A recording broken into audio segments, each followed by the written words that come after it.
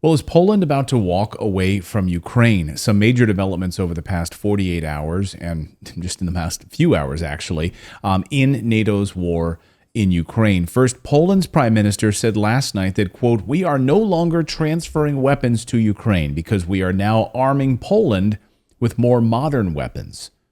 That's pretty stunning. And then President Duda of Poland compared Ukraine to a drowning person and said it's best to stay away from a drowning person because they are extremely dangerous. Listen to his remarks. Mamy trochę do czynienia tak z tonącym. My jesteśmy tym, który ratuje. Jak jest tonący, każdy, kto kiedykolwiek brał udział w ratowaniu tonącego, czy każdy, kto kiedykolwiek uczył się o tym, co dzieje się w tej sytuacji, wie o tym, że człowiek tonący jest niesłychanie niebezpieczny, ponieważ może pociągnąć w głębiny. Ma siłę niewyobrażalną na skutek obawy osobistej, wpływu adrenaliny i może po prostu utopić ratującego. Chwyta się wszystkiego, mówi się przecież w przysłowiu tonący brzytwy się chwyta.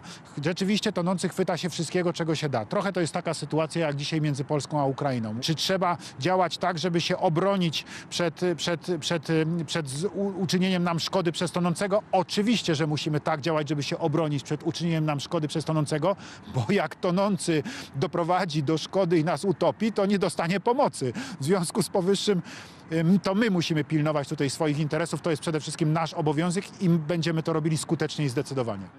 Well, he's absolutely right about that. As a lifeguard myself, there's nothing more dangerous than a drowning person who wants to pull you under. Mike Krupa is a Polish journalist and historian, host of Votum TV. He joins us from Warsaw, Poland. Mike, good to see you. So Ukraine is a drowning person? How's this resonating in Poland today?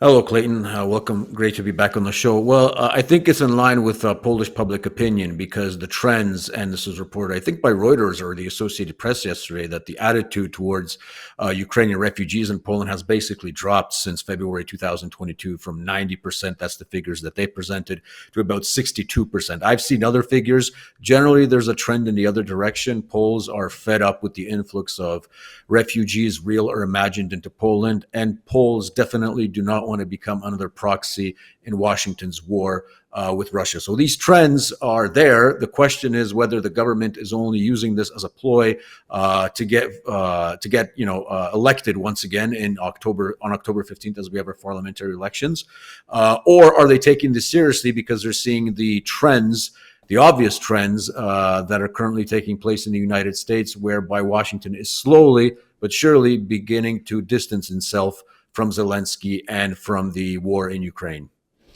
There's been some interesting speculation on the part of some polls that I've seen that Duda is distancing himself from Zelensky, in part laying the groundwork for a recapturing of historically Polish territory in Western Ukraine. I'm a pretty cynical person, but I mean, that seems like a pretty big leap there, is it not? But if you're arming yourself, we're going to keep all of the modern weapons for ourselves, and we're starting to distance ourselves from Ukraine. Could one make that assessment? Well, I think if you look at the words of Prime Minister Morawiecki, because I think that's what everybody's been commenting on in the last 24 hours, that he said, we are no longer arming Ukraine. Well, the spokesperson for the government came out this morning. He was on a Polish radio show, and he stated that in order to clarify what Morawiecki said, because apparently it was taken out of context. In essence, what he says is, right now, we are no longer sending any new equipment to Ukraine. We are only fulfilling contracts that we already had signed with Ukraine. Whereas up until a few weeks ago, we were sending, equipment and military aid of the value of about 3 billion euros. That's the calculation as it stands today, that we were not really contracting for. We're just basically giving it to the Ukrainians. So from what I understand, what happens right now is we are no longer going to be giving this, aid for free to Ukraine. We are only going to be fulfilling contracts. But on the contracts that were obviously previously signed. But on the other hand, it's important to note that we have given you, and one can be cynical about this, obviously, as you noted, that we have given Ukraine all our equipment, therefore we don't have anything to give. So, right. As I noted today in my, sort of one-sided exchange with the Polish ambassador in Washington, D.C., Marek Magierowski on Twitter, he said that, we basically depleted our military stockpiles because we gave them to Ukraine. and now we have to rearm. So I wrote to him, okay, so you depleted the stockpiles, you have to rearm, you're going to buy new equipment in order to give it to Ukraine. Brilliant. That makes perfect sense. So they have a very comfortable situation right now, because up until October 15th, the government can play, this ultra-nationalist, anti-Ukrainian hero, which obviously they're not, because the entire grain deal, which, by the way, was supported originally by the current government's members of the European Parliament back in May 2022, they voted for this liberalization, only to be, acting as the victim a year later. So I see a lot of disingenuity on the part of the current government. Let's not forget also that this morning, a member of the Ukrainian Parliament, in reference to what Morawiecki said yesterday about stopping the flow of weapons to Ukraine, said, no, we haven't noticed any stopping of the weapons coming to Ukraine. That's still coming. So either Morawiecki is lying or the Ukrainian member of parliament is lying. So we'll have to see where that goes. What about this drowning man comment? The idea that Ukraine is a drowning man and very, very dangerous. What exactly does Duda mean by that? I think on its own, the description is very apt, because if you recall, Zelensky gave an interview a few weeks back or a few days ago, I think it was to The Economist, where he said that basically he implied that if the collective West were to move away from supporting Ukraine to the levels that it was supporting it thus far, all the Ukrainians that are in the West, the Ukrainian refugees, might be pushed into a corner and ...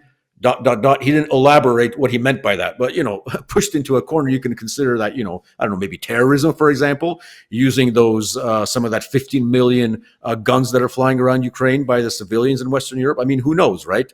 So I think what President Duda meant, and I'm trying to put as positive a spin on this as I can, is that Zelensky is basically becoming more unhinged and becoming more dangerous. But the interesting thing about those comments that Duda made to the Polish journalist in New York was his entire speech given at the UN was very, it was neoconish boilerplate. There was no word of criticism there basically for Ukraine. It was only after, when he met with the journalist, that he actually came out against Ukraine. Because, as I said, the speech itself was, Russia bad, Putin is an imperialist, Ukraine will defeat Putin, we need to help Ukraine. That was it. I looked at the speech this morning, was actually surprised that it wasn't in line with the current situation vis-a-vis Warsaw and Kiev. So I guess in that room at the United Nations, it's hard to look in the face of Zelensky and make those comments about a dangerous drowning man. It's only after you walk out of that building, you're away from those ugly green tiles on the backdrop of the United Nations building, that you go outside and speak to the press, and where perhaps you tell the truth. And telling the truth about this grain deal. Can you educate our audience as to the nuances of this grain deal and why this has been such a lightning rod? Well, the entire grain deal basically comes down to the fact that because of the war, Ukraine says it's blockaded by the Russians. They're not able to export their grain via the traditional routes through the Black Sea. So what they need is an opening in the West, i.e. the European Union. The nearest country to the Ukraine is obviously the biggest country. The biggest market is Poland. So they want to send their grain through Poland into the other markets, or into Poland itself. Now, obviously, that creates a huge competition for our farmers. There's going to be a lot of price dumping, and it's something that's unexpected. It basically debalances the market. And let's not forget, as Prime Minister Viktor Orban actually pointed out, that a lot of this grain in Ukraine is actually grown via sort of American standards. So it's actually pretty crappy grain, and a lot of it doesn't go through the rigorous controls like they usually do in the European Union. So they're dumping a lot of poison into the market. They're not only creating an imbalance in the price ratio, they're getting a lot of Polish farmers angry. Not only Polish farmers, because it's the Czechs, the Hungarians. They basically have the same policy. I think the Romanians also. They want to keep their markets closed to this entire dump of Ukrainian grain coming in. So it's a sound policy. The question is, why were all these countries, with the exception of Hungary, because I don't think Orban's MEPs were voting on it in the European Parliament, but every single member of the Law and Justice Party, which is the party that is ruling in Poland, last year voted to liberalize the exact same thing that we're talking about right now. So the import of Ukrainian grain into the European Union. And now they're complaining they're the victim. So to me, it's very disingenuous. And I think there's a lot of evidence to show that they're only doing this up until the elections, and then come October 15th, if Law and Justice wins the elections, I would not be surprised if it's going to be business as usual, and they'll find some sort of formula for opening up the market because, Putin, because the war, because we have to help Ukraine. So right. I think that's where we're going to be going.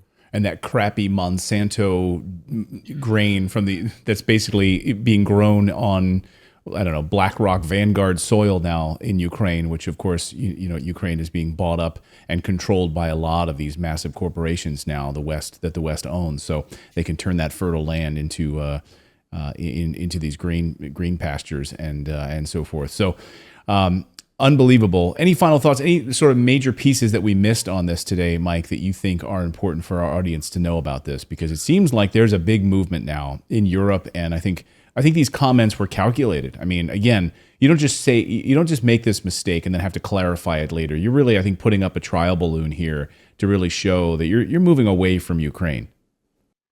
I think there might be two reasons for this. Well, first of all, obviously the elections are coming up, so we have to play the tough guy.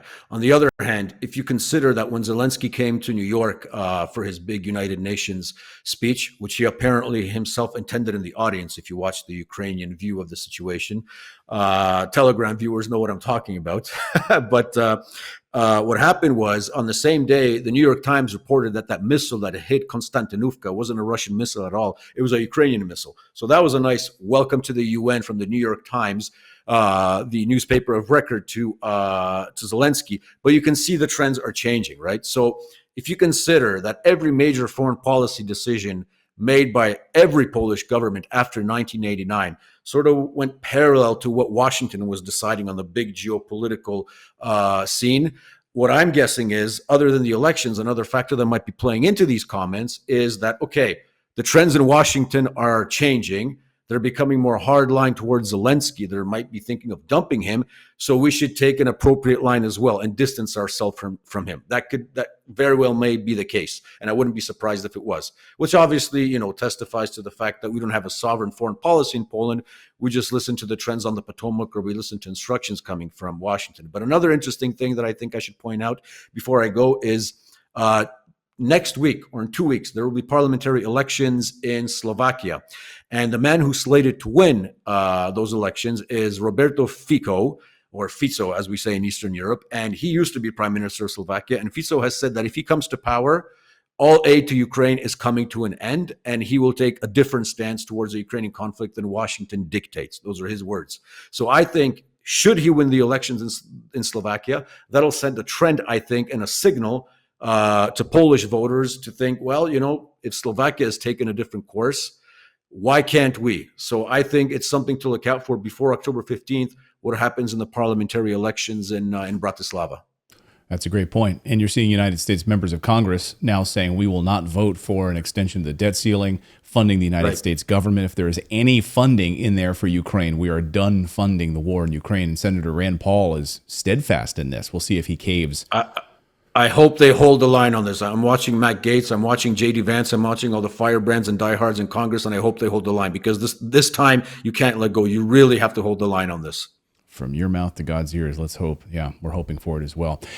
Mike Krupa, always great to see you. Thanks for joining us from Poland, giving us the Polish perspective on this. This is a big, big moment, I think, in this war. Thanks, Mike. Thank you, guys. Thank you, Clayton. Thank you so much for watching this segment here at Redacted. We are live every day at 4 p.m. Eastern Time, trying to share the stories that the mainstream media will not cover. You should also come over and join our community of Redacted Rebels over at redacted.inc. That's our private locals community where we can share exclusive content that we simply cannot share here on YouTube. Come over and join the rebellion together right now by going to redacted.inc. We'll see you next time.